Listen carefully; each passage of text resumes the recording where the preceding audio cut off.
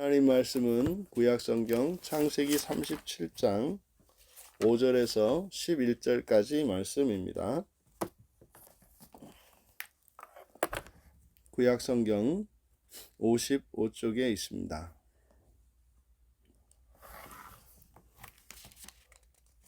우리 함께 한 목소리로 읽겠습니다. 요셉이 꿈을 꾸고 자기 형들에게 말하매 그들이 그를 더욱 미워하였더라. 요셉이 그들에게 이르되 청하건대 내가 꾼 꿈을 들으시오. 우리가 밭에서 곡식단을 묶더니 내 단은 일어서고 당신들의 단은 내 단을 둘러서서 절하더이다.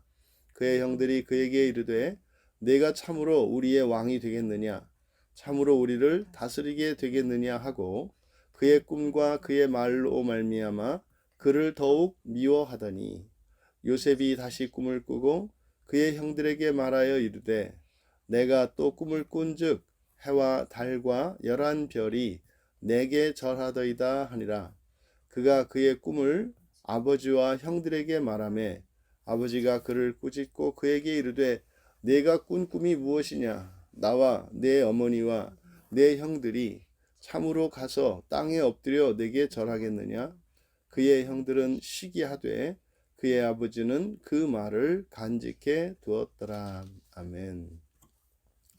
요셉의 한 꿈과 하나님의 계시라는 제목으로 말씀의 은혜를 나누고자 합니다. 요셉의 꿈에 대해서는 너무나 잘 알려져 있죠. 본문 5절의 시작은 그리고 요셉은 한 꿈을 꾸었다 이렇게 시작을 합니다. 그리고 요셉은 한 꿈을 꾸었다. 그러니까 이 꿈을 꾼 사건이 특별한 의미가 있으며 이후에 어떤 큰 변화가 일어난 것을 우리에게 알려주고 있습니다. 요셉이 꿈을 꾸었는데 그 꿈이 아주 특별한 꿈이었던 것입니다. 그래서 그 꿈을 형들에게 고하였더니 형들이 요셉을 더욱 미워하였더라. 이것은 바로 앞에 4절에서 미움을 받았던 요셉, 형들이 요셉을 미워했던 것에 대하여 보도하고 이어서 그 미움이 점점 더 고조되고 있음을 나타냅니다. 아버지의 특별한 사랑을 받음으로써 아버지의 편애로 인해서 형들로부터 미움을 받게 되고 또 요셉이 꿈을 꾸고 그 꿈을 형들에게 말했을 때 형들이 그를 더욱 미워하였다. 그래서 이제 구체적으로 요셉이 꿈을 꾸고 형들에게 이야기한 그 꿈에 대해서 이제 밝히고 있습니다. 요셉이 형들에게 이제 꾼 꿈에 대해서 이야기를 해주는데 이제 형들과 요셉이 함께 이제 밭으로 나가서 곡식단을 묶었다 이렇게 이야기를 합니다. 그러니까 아마 이것은 추수 때를 이야기하는 것이겠죠. 그래서 1년 농사를 마치고 이제 추수하는 때에 형들과 함께 추수하러 갔는데 거기서 이제 곡식단을 함께 묶었다는 거죠.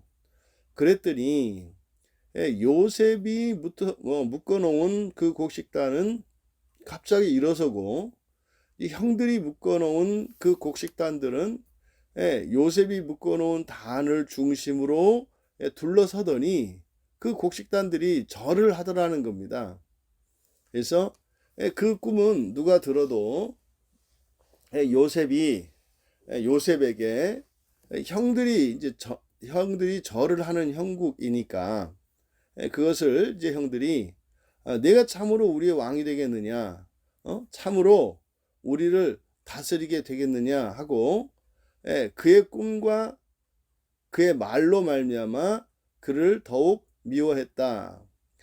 지금 여기서 바로 요셉이 꾼 꿈, 그것은 마치 언젠가 이제 요셉의 형들이 요셉에게 절을 하는, 근데 사실상 이것이 이 꿈에서만 나타난 것이 아니라 평소에도 이 야곱이 요셉에게 형들을 감시하는 권세를 주었기 때문에 아마도 실제 이렇게 밭에서 추수를 하고 있을 때라면 요셉은 아마 같이 형들하고 곡식단을 묶고 있기보다는 아마 반 옆에서 일하고 있는 형들을 지켜보고 있었을 것이고, 형들만 죽어라고 일을 하는 이런 일들이 많이 있었을 겁니다.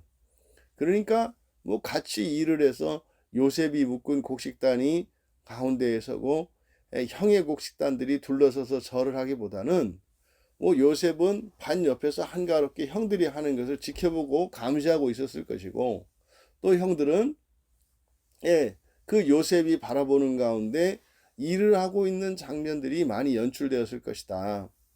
그러니 그런 형들에게 요셉이 꿈을 꾼 이 이야기는 그것이 뭐 실제 꿈인지 뭔지 아니면 지어낸 이야기인지 알 바가 뭐겠습니까? 다만 요셉이 말한 내용이 역시 꿈을 꾸었느냐 안 꾸었느냐 보다 요셉이 형들을 마치 다스리고 또 왕이 되는 것과 같은 그런 내용이기 때문에 요셉의 그 말을 듣고 더욱 미워하게 되었다. 여기서 더욱 미워하게 된 원인이 두 가지입니다. 첫째는 그의 꿈이고, 그가 꾼 꿈 자체가, 꿈의 내용이 요셉을 더 미워하게 했고, 또 하나 두 번째로는 그의 말로 말미암아, 그러니까 그 뭐 말투나 말하는 그 말투가 그렇게 형들에게 이야기하는 것이 뭐 공손한 거나 이런 것이 아니라 빈정거리면서 뭐 이렇게 형들을 깔보는 듯한 그런 태도였겠죠. 뭐 꿈의 내용이 더더군다나 뭐 형의 곡식단들이 요셉의 곡식단에 절을 하는 형국이니, 말이죠 형님의 곡식단들이 내 곡식단에 둘러서서 절을 하더라고요. 이게 의기양양하게 이야기하는 요셉이 얼마나 더 미웠겠습니까? 그리고 9절에서 요셉이 다시 또 꿈을 꾸었다고 합니다. 다시 다른 꿈을 또 꾸었다. 그러니까 똑같은 일이 다시 한번 반복한 겁니다. 그러니까 8절 이후에 9절까지는 시간의 공백이 있겠죠. 시간이 좀 지났는데 뭐 며칠이 지나서 요셉이 다시 또 이야기를 하는 겁니다. 형님들 말이죠. 제가 이게 다시 꿈을 꿨는데 이번에는 말입니다.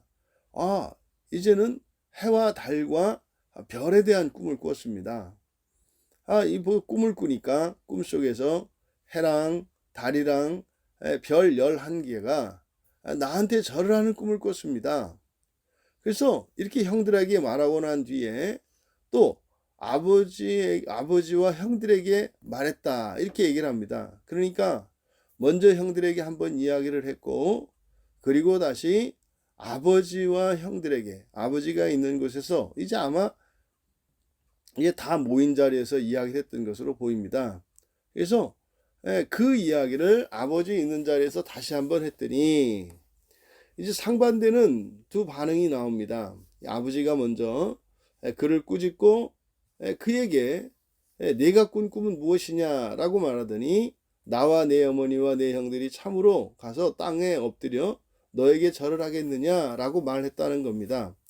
여기서 꾸짖었다, 아버지가 그를 꾸짖었다라고 되어 있는데, 이 꾸짖었다라고 하는 이 말은 까아르라고 하는 말을 번역한 것인데, 이 까아르라고 하는 것은 그 책망하는 목적이 그 말을 하지 않도록, 그래서 금하다라고 하는 의미를 가집니다. 그래서 말라기 3장 11절에서는 이 단어를 금하다라고 번역하고 있어요. 이 단어가 많이 쓰이는 단어가 아닙니다. 모세오경에 단 한 번 이곳에 쓰이는 단어이고, 또 이제 역사서에서도 룻기 2장 16절에 단 한 번 사용이 됩니다.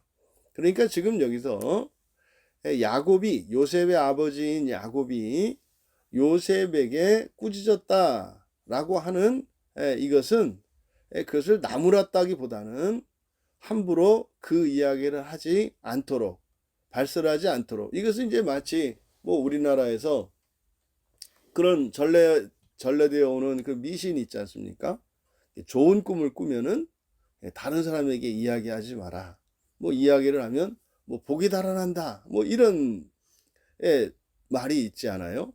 그러니까 이제 야곱이 요셉에게 이제 꾸짖었다라고 되어 있습니다만 그 말한 의도는 바로 이 꿈이 예사롭지 않으니까 그 꿈을 함부로 이야기하지 말라고 하는 그런 의미였던 겁니다.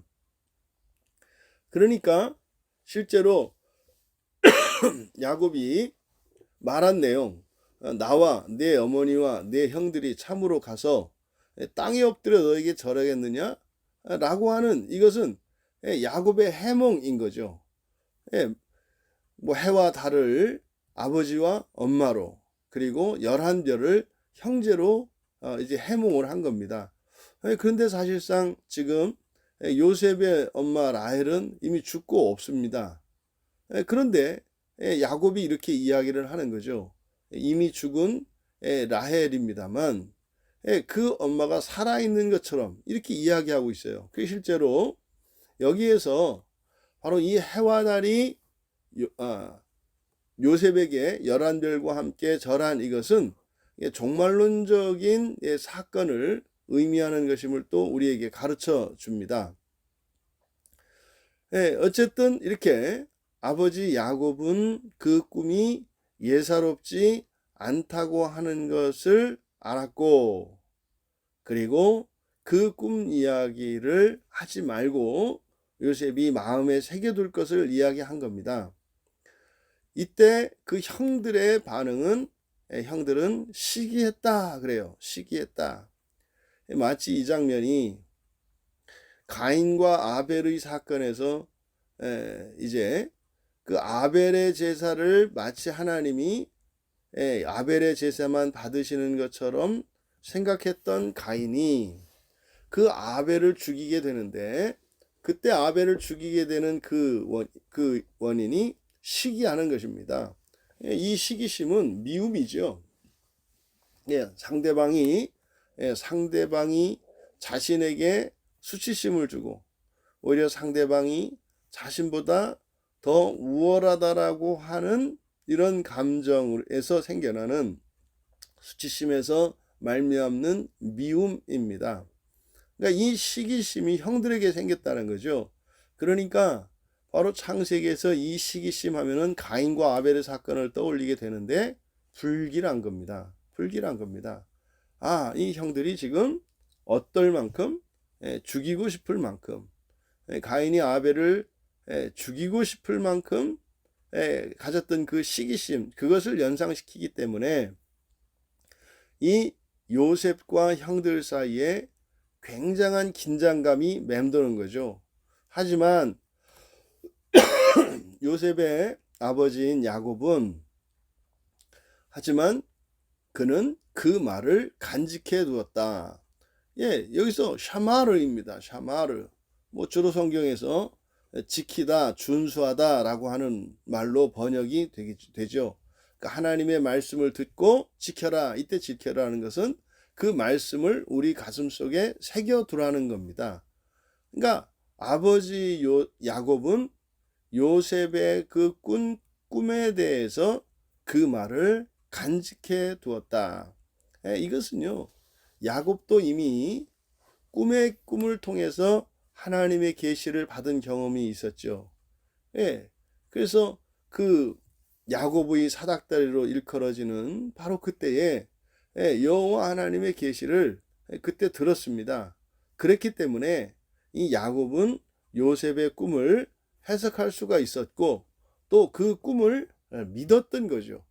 그래서 이 야곱은 이제 요셉이 장차 이제 야곱 자신도 그에게 절을 해야 될 만한 그러한 왕과 같은 지위에 오르게 될 것이라는 것을 짐작을 했을 겁니다. 지금 이 요셉이 꾼 꿈, 이것은 하나님의 계시였습니다. 그런데 이 요셉의 꾼 꿈은 요셉을 미워하는 형들이 사실상 더 이상 미워하지 않을 수 있는 기회였죠. 무슨 말인가 하면 평소에 아버지 야곱이 편애하는 요셉이 눈의 가시와 같은 존재였습니다. 자신들의 잘못을 아버지에게 고자질이나 하고 본인들이 죽어라고 일할 때면 이런 감독관의 역할을 하며 빈정거리고 이렇게 꿈 이야기나 하고 말이죠. 그랬던 이 요셉의 형들은 요셉을 무척 미워했고 지금 본문에서 점점 더 그 미움이 깊어져 가고 있었던 것을 나타내요. 그러니까 아마 여기서 우리가 유추해 볼 수 있는 것이 있습니다. 왜 하나님께서 지금 이 국면에 요셉에게 꿈을 통해서 계시하셨을까? 이거는 요셉에게 너는 내가 앞으로 너의 아버지와 너의 형들보다 더 위대한 자로 내가 만들겠다라고 하는 계시의 목적도 있었겠습니다만, 그러니까 왜 지금 이 시기에 이러한 꿈을 요셉에게 꾸게 하였는가? 아니, 지금 요셉과 형들의 상태는 아버지와의 관계에서도 이런 삼각관계와 같이 되어 있어서 아버지가 요셉을 더 사랑하게 되면 형들로부터 더 미움을 받는 형국이에요. 그러면 하물며 하나님으로부터 특별하게 선택을 받았고 장차 요셉이 형들을 다스리는 지위에 오르게 될 것이라고 하는 이 말이 형들에게 전해지면 오히려 이 요셉에게는 더 큰 미움을 받을 수 있는 그런 상황이었죠. 실제로 그렇게 됐고 말입니다. 그러면 하나님께서는 왜 이 꿈을 요셉에게 꾸게 하셨던 것일까? 1차적으로 요셉에게는 겸손하고 형들을 오히려 잘 공경할 것을 가르쳐 주시기 위한 것이었겠죠. 네가 동생으로서 장차 너가 이제는 정말 아버지와 형들을 다스릴 위치가 될 것인데, 그러니 오히려 더 겸손하고 공손히 형들을 섬기고 아버지에게 효도해야 된다라고 하는 가르침을 주시려고 하는 목적이었을 것처럼 보여요. 또 형들에게는 요셉이라고 하는 존재가 지금은 그렇게 밉고 이렇게 못된 짓을 하고 있지만 장차 하나님께서 그를 통치자로 세울 것을 미리 밝히 계시하심으로써 오히려 형들이 요셉에 대하여 가지고 있는 악감정을 버리고 요셉과 사이좋게 지내게 하시려는 것이 하나님의 목적이셨겠다. 그런데 실상에서는 정반대의, 그러니까 하나님이 기대했던 것과는 정반대의 일이 일어난 거죠. 오히려 요셉은 이 꿈을 꾸고 더 의기양양하여 형들을 깔보게 되었고, 또 그 형들은 이 일을 통해서 요셉을 더 사랑하고 아끼고 그를 존중하게 되는 것이 아니라 단지 아버지의 편애를 받는 것이 아니라 하나님으로부터 특별한 선택을 받은 사람인 것을 인정을 하고, 그래서 요셉과 화해하고 잘 지내게 된 게 아니라 오히려 이것으로 인해서 더 미워하게 됐다는 거죠. 하나님께서 어떠한 뜻을 나타나셨을 때 하나님의 선하신 뜻이 죄 있는 사람들에게는 곡해되기 마련입니다. 하지만 사람의 생각이 곧 하나님의 뜻인 것은 아니죠. 하나님의 뜻과 사람의 생각이 이토록 다른 것을 우리가 알 수 있습니다.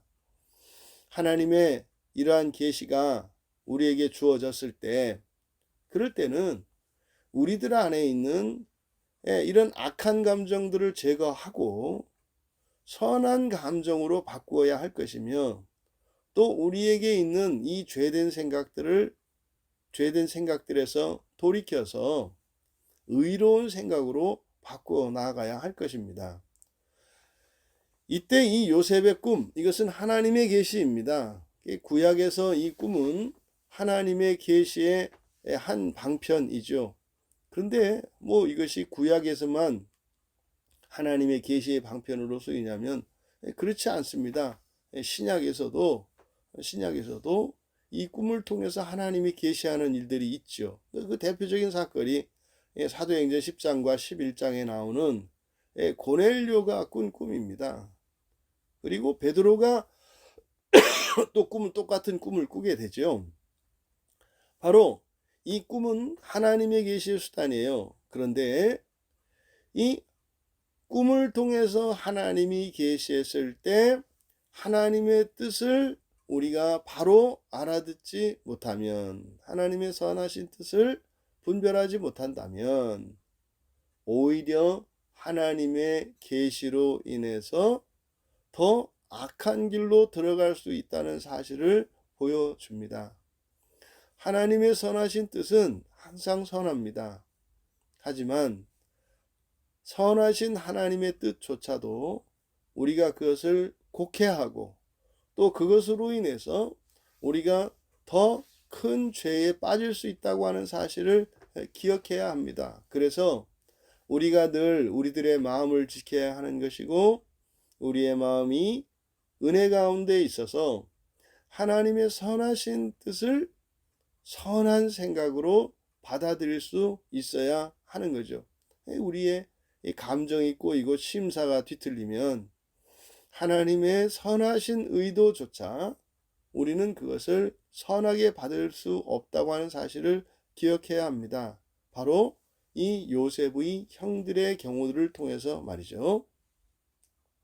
그래서 이 요셉의 꿈은 요셉의 꿈을 통해서 계시하신 하나님의 선하신 뜻이 이렇게 죄된 인간들에 의해서 곡해될 수 있다고 하는 사실.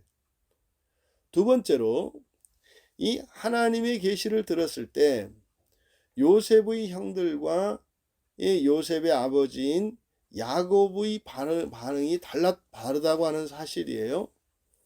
이 요셉의 형들은 시기를 했고 아버지 야곱은 듣고 그것을 지켰다, 이렇게 말씀을 합니다. 그러니까 하나님의 계시는 다 선한 계시입니다.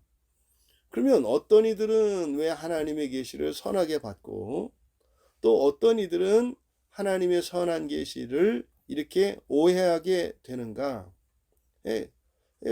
그래서 그 이유, 그 원인을 우리가 찾아봐야 되겠죠. 그것은 첫 번째로는 이 요셉의 꾼 꿈이 하나님의 계시라고 하는 그 믿음을 가진 야곱의 경우에는 하나님의 뜻이기 때문에 그것을 선하게 받아들였을 것이고, 요셉의 형들은 요셉이 꾼 꿈이 하나님의 계시라기보다는 단순히 그냥 일장춘몽, 뭐 우리식으로 하면 그냥 개꿈에 불과할 것이라고, 하나님의 계시와는 상관이 없는 단지 요셉의 생각과 요셉의 뜻을 드러낸 것이라고 믿었을 것이기 때문에 판단을 한 거죠. 그래서 인간적인 질서로서 형의 입장에서 나이 어린 동생을 판단한 게 된 겁니다. 그러니까 하나님의 계시를 선한 하나님의 계시로 받아들이냐 받아들이지 않느냐라고 하는 것은 그 말씀이, 그 계시가 사람의 뜻이냐 하나님의 뜻이냐라고 생각하기에 따라 달라진다는 거죠. 이게 종종 이것은 오늘날 우리들이 생활을 할 때 뭐 하나님의 말씀을 듣는 것이 여러분들은 이제 설교입니다.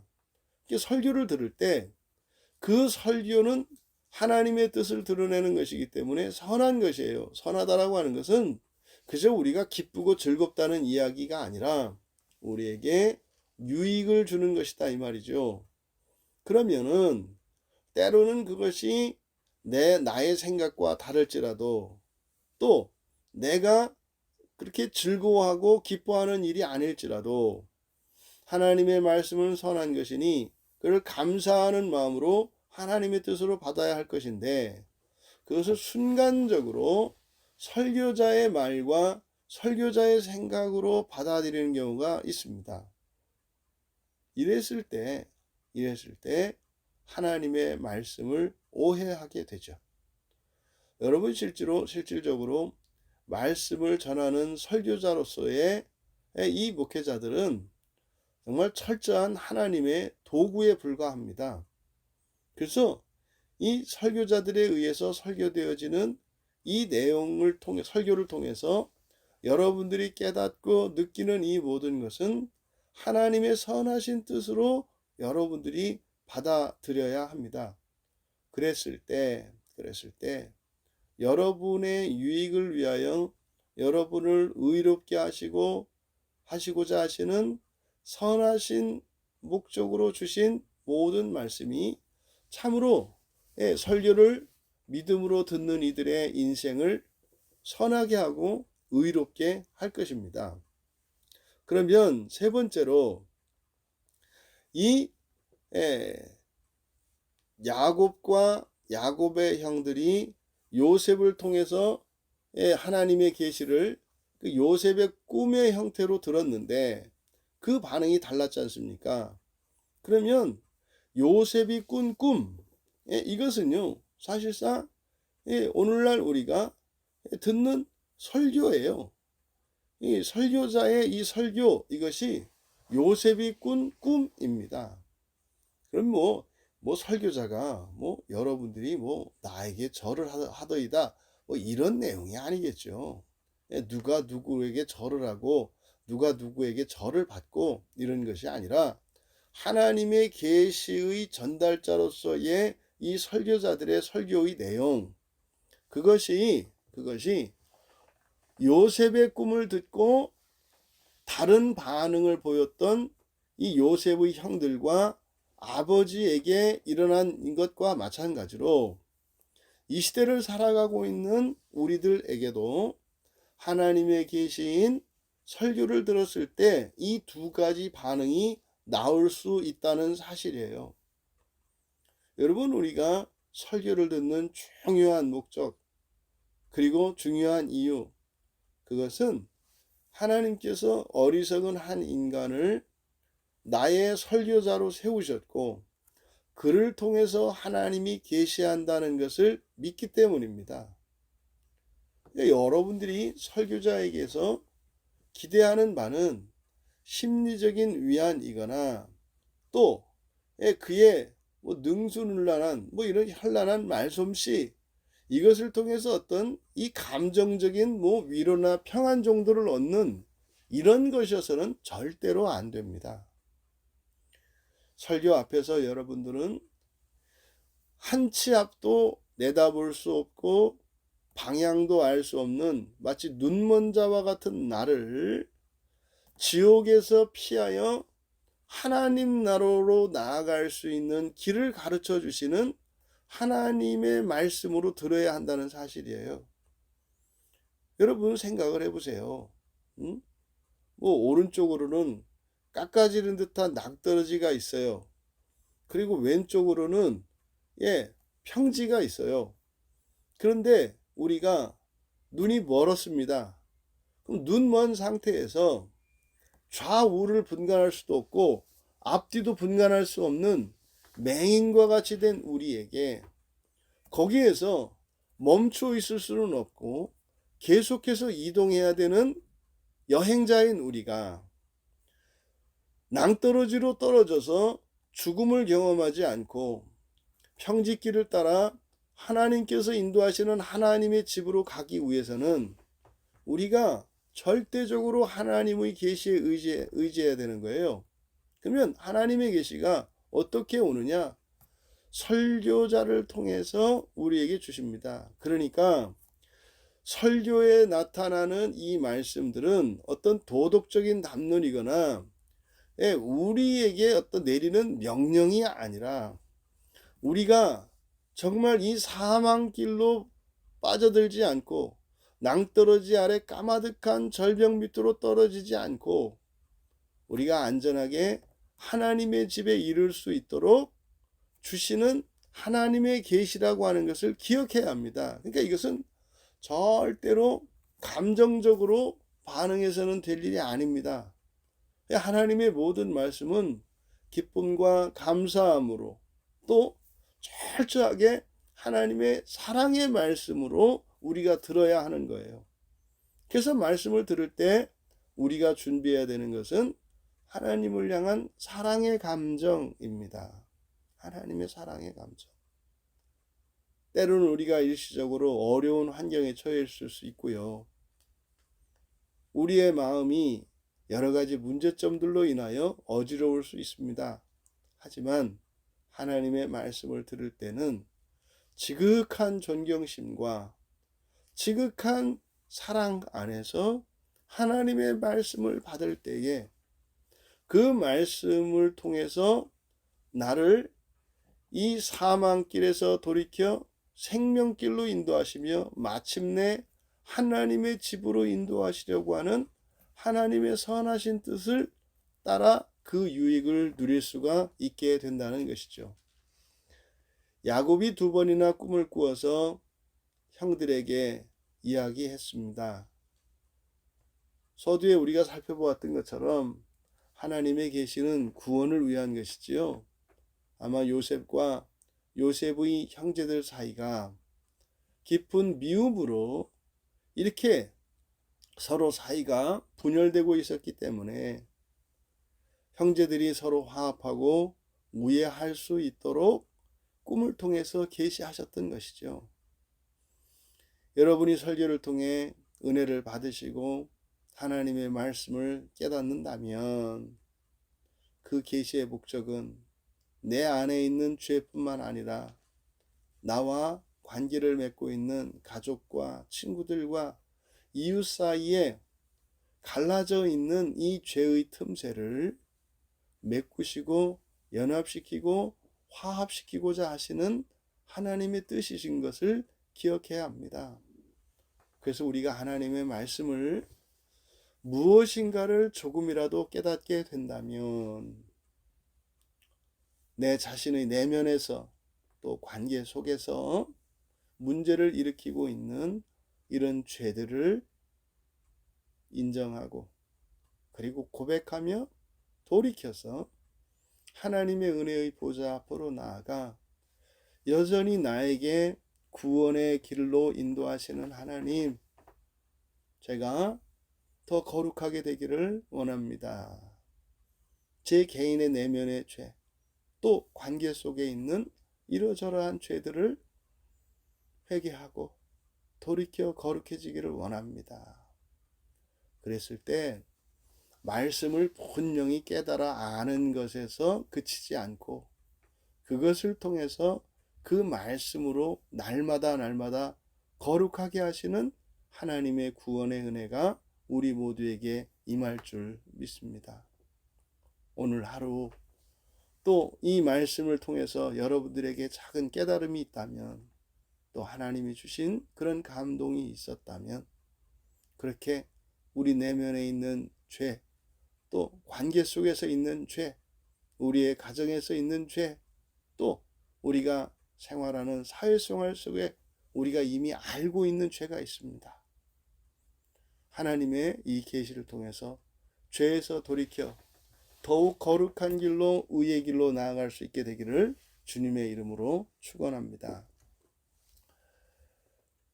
하나님 아버지,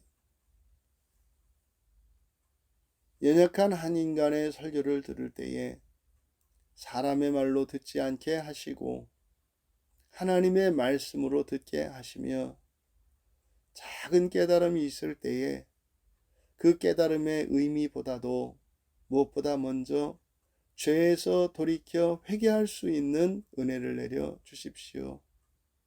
하나님의 말씀으로 저희들의 전 인격을 변화시키시고 거룩하게 하시며 온전하게 하시는 줄 믿습니다. 그래서 날마다 하나님의 말씀을 듣고 깨달을 때마다 저희들이 죄에서 돌이켜 거룩해져 가며 저희들의 삶의 변화가 나타나게 하시고 저희들의 본성을 바꾸시는 하나님의 위대한 구원의 일들이 일어나게 하옵소서. 감사하며 예수님의 이름으로 기도하옵나이다. 또 하나님께서 주신 또 한 날을 믿음 안에서 말씀 안에서 승리하시고 그렇게 더욱 거룩해져 가시는 복된 여러분들 되시기를 주님의 이름으로 축원합니다.